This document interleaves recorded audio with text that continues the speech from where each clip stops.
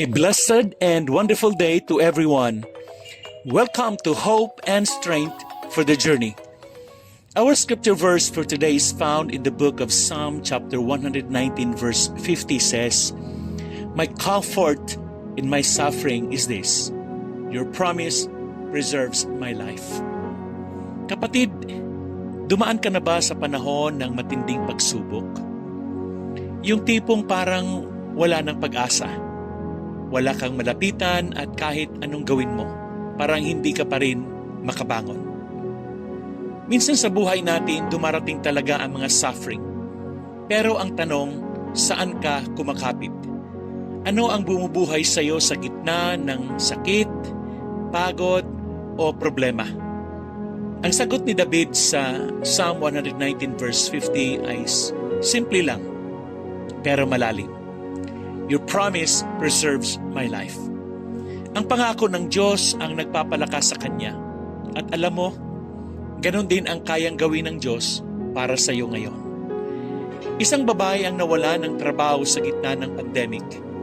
Mag-isa lang siya sa bahay, wala nang natirang ipon, at halos mawala na ng pag-asa. Pero kahit ganon, araw-araw siyang nagbabasa ng Bible. Isang araw, nabasa niya ang verse na, "I will never leave you nor forsake you," sa Hebrews chapter 13 verse 5. Doon siya humuhugot ng lakas. Kahit wala na siyang makain minsan, may kapayapaan siya kasi alam niyang may Diyos siyang kasama.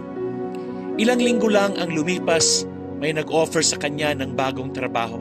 Sabi niya, "Yung pangako ng Diyos ang nagpatibay ng loob ko." Kapatid, baka ngayon may pinagdadaanan ka. Maybe may problema ka sa finances, sa family, o sa mental health mo. Tanong ko lang, anong pangako ng Diyos ang hinahawakan mo? Una, huwag kang kumapit sa emosyon. Kumapit ka sa salita ng Diyos. Amen. Pangalawa, basahin mo ang Bible.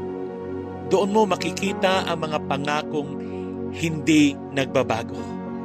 Pangatlo, memorize mo yung verse na nagsasalita sa sitwasyon mo. Ibig sabihin, gawin mong sandata yan sa bawat laban. Sabi ni David, "Your promise preserves my life." Hindi sinabi ni David na mawawala ang problema, pero ang pangako ng Diyos ang nagbibigay ng buhay, pag-asa, at lakas. Amen. Let's pray. Panginoon, salamat po sa iyong mga pangako. Sa gitna ng aking mga pinagdadaanan, ikaw ang aking lakas. Salamat dahil ang salita mo ay buhay, totoo, at makapangyarihan.